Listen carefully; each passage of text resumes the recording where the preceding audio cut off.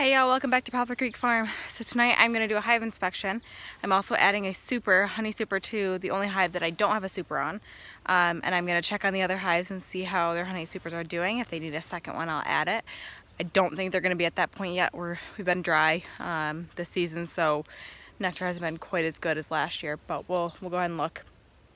I'm also going to try to give you guys a little more up close and personal look into the hive to kind of show you guys what you're looking for in a hive inspection. The videos I've done previously, the camera's kind of back a little bit. So this time I'm going to kind of show you guys into the hive and so you guys can learn along with me. Alright guys, so this is the hive that does not have a honey super yet. This is also the hive that I would consider my weakest hive. It's just got the least amount of bees. It's not unhealthy in any way, but it just has the least amount of bees. Has since the beginning, and it just hasn't quite caught up with everything. It's doing well though, otherwise. I'm just giving a little bit of smoke.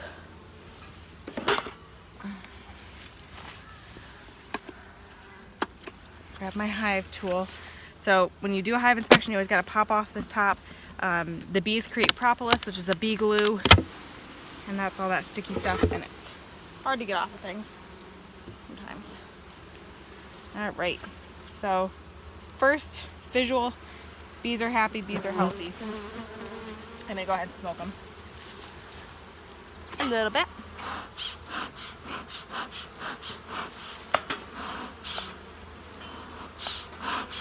And as you see, when I smoke them, they kind of go down into the hive. That's a good sign. So based on what I'm seeing, I still have a couple empty frames, but I am going to go ahead and put the honey super on at this point. I fed them about a week and a half ago. At this point, in another couple weeks, goldenrod's going to be in bloom, and they definitely won't need to be fed. So what I will do is I will add another frame in here in a minute, but let's go ahead and look at one of these frames. So a lot of times what I do is I'll move the outside frames over if I can, if I have room to just move them over and out of the way. And because this hive is still so weak compared to the other ones, it's still very much less populated, I may eventually give this one a frame of brood, from one of the other hives, just to kind of boost its population a little bit.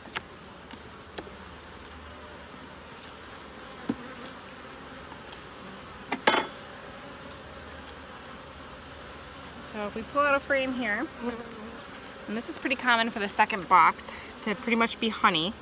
That's all capped honey there. And that's both sides. This side doesn't have as much capped honey. That capped is the white. The other areas are open or not even drawn out comb. But they're working on it. And you always want to be really gentle taking these out and putting them back in. The last thing I want to do is kill my queen. I don't want to kill any bees, but especially my queen.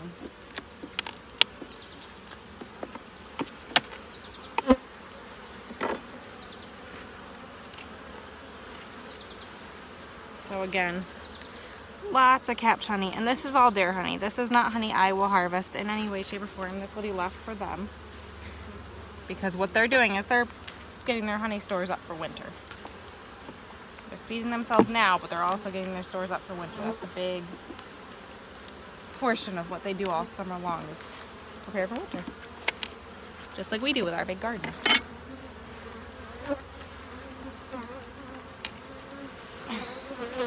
And again, lots of honey. This one has some brood right in the middle there. This right here is all brood. It's capped over. There's some bee bread in there, some pollen I see. I don't see any eggs, but those capped brood are looking good. Let me go ahead and I'm going to take this top box off. Show you guys what the brood looks like, more of the brood. So what I do is I turn that top cover over to set this box on top of.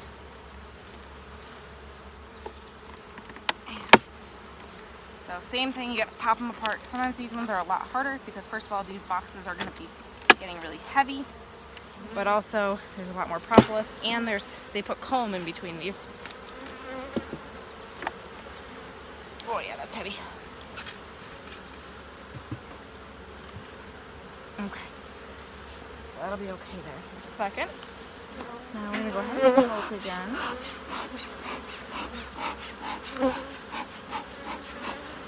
Now in this box, I expect to see a lot more brood. I expect to see a lot more babies. They'll still have some honey, but it should be more babies than honey. Empty frame, which is fine. The outside frames get filled last.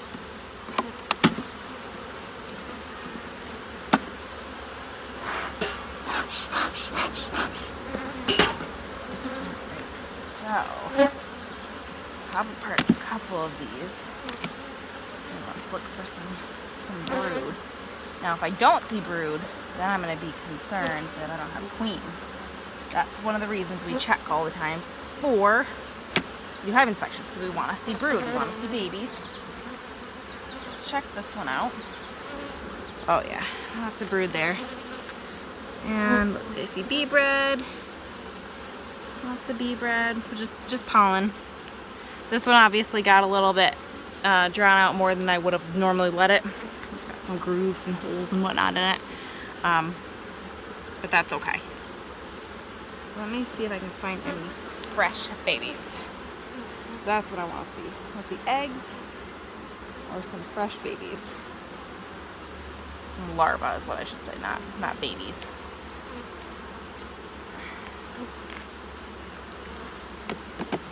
I want to see them in the egg or the larva stage because I know that then I have an active queen. Brood does not, cat brood doesn't always tell me anything because there can be cat brood that is old, that's just going to be hatching, and I haven't had a queen laying since she laid those eggs. So I want to make sure that I have eggs and larvae, so young brood. None here. Oh, maybe. Yep. It's hard to see, but I do have some larvae, and those bigger bumped up cells are some drone cells. I've got a couple drones.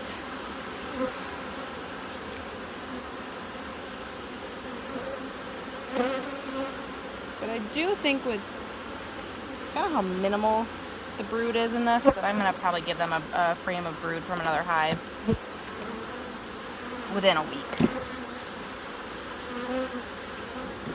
Just to kind of give them a boost before the big nectar flow.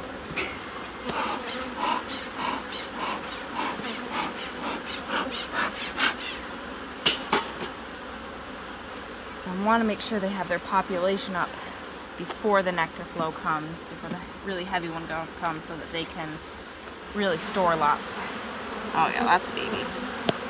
Lots of brood. I see larvae. Queen is probably right around here somewhere. I'm gonna see her like that.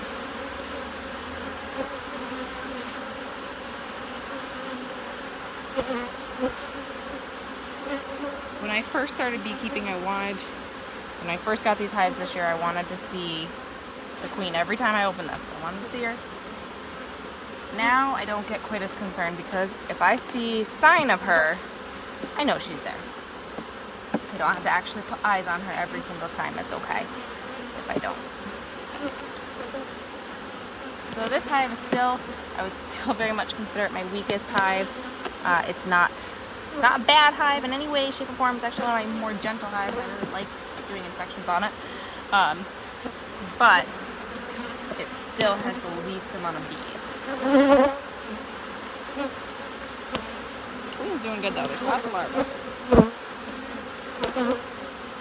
So you want to look inside. Make sure you don't see any chalk brood, which is white bee bread, and chalk broods can sometimes look similar if you're not trained to look at it, but they are different things.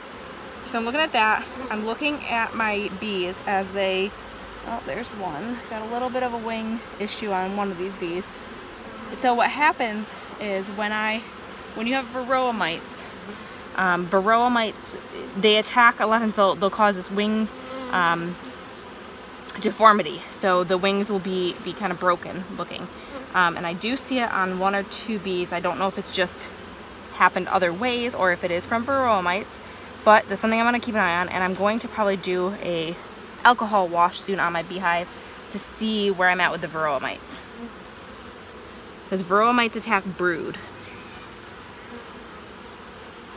You have a high varroa mite infestation and then you go into winter, more than likely your hive is not going to survive winter.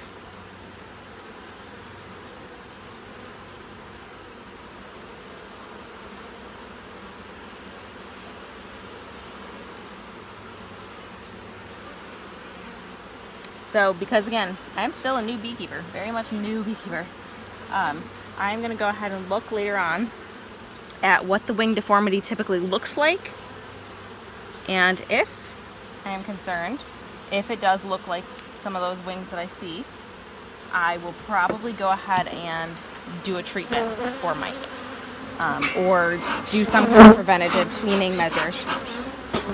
But I want to at least test for them and make sure that, see if how many they have. Let's go ahead and put this hive back together. Push these frames back over.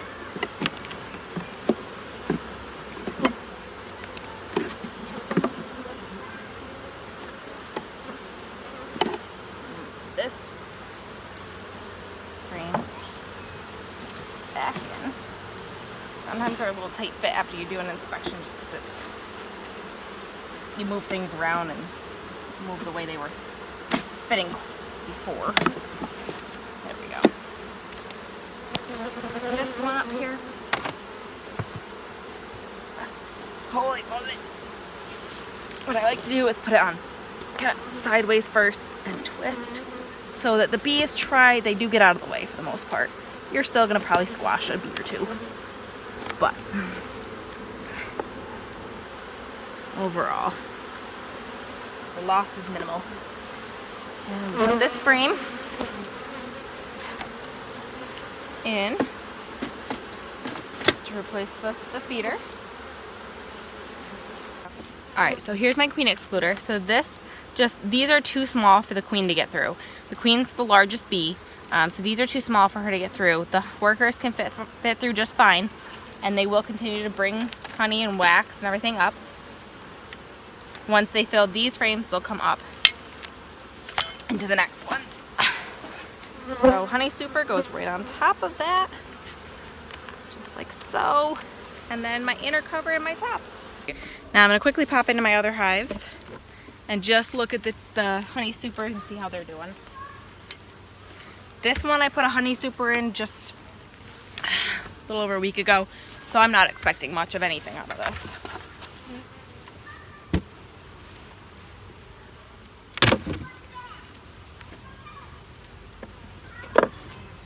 Yeah, it doesn't even look like they've drawn anything out yet, which is fine.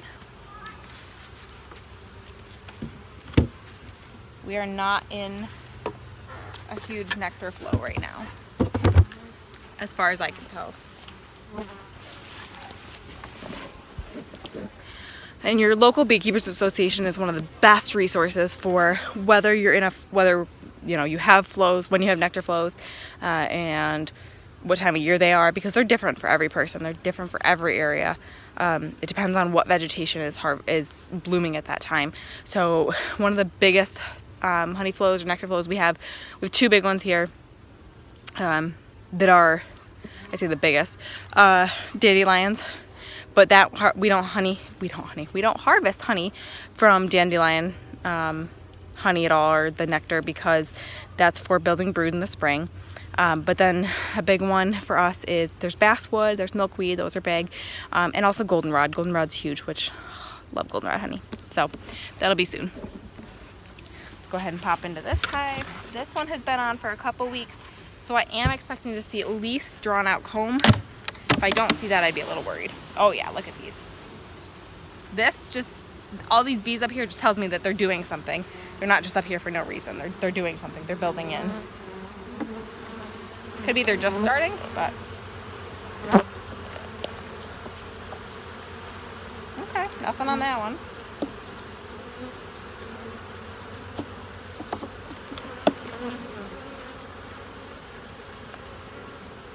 they're creating lots of comb on the bottom there in propolis. So I think they're just starting to draw up through here. Got a bee stuck to me. Come on. I know, you're still trying to stick me. It's okay. Alright. So I'm kind of surprised I don't see much up here yet with these ones, but that's alright. I'm sure in the next week or so I will. And we'll go ahead and put this one away. Not doing a full hive inspection on these ones. I just did an inspection when I put the super on the first hive over there, so not super worried. Now this one, I put the honey super on at the same time as the one next to it. This is pretty much my strongest hive though. It's also my feistiest, but they're strong. Actually, let me grab my smoker. Because this hive is a little more feisty, I do want my smoker.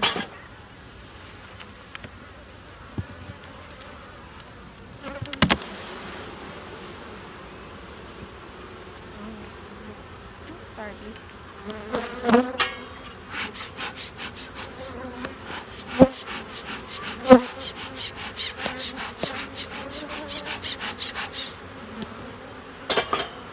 It may seem like I'm smoking them a lot, but this hive really is significantly feistier than any of my other hives. Oh my goodness. Okay, guys, chill. Oh, yeah. They're doing work.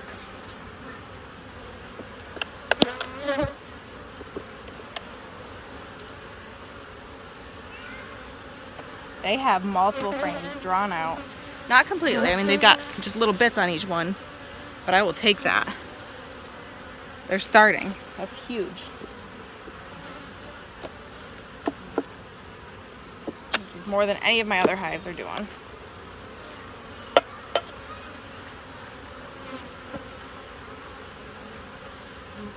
All kind of stringy tonight. I'm doing this in the evening because it's shaded over here in the evening. But the evening is when the most bees are in the hive, so. See how they're starting to draw it out? Doing awesome. Got some honey in there. That's excellent. They've got four frames that I see started drawing out with some honey. So that's exciting. Gonna go ahead and close them on up, but it's very exciting.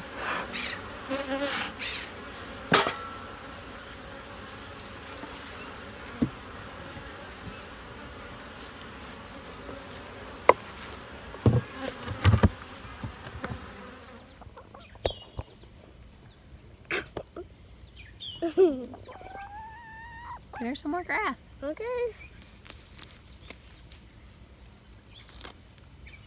She's looking for it.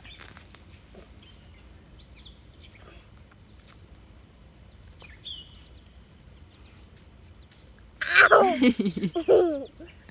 Ow! Stop diving into my hand.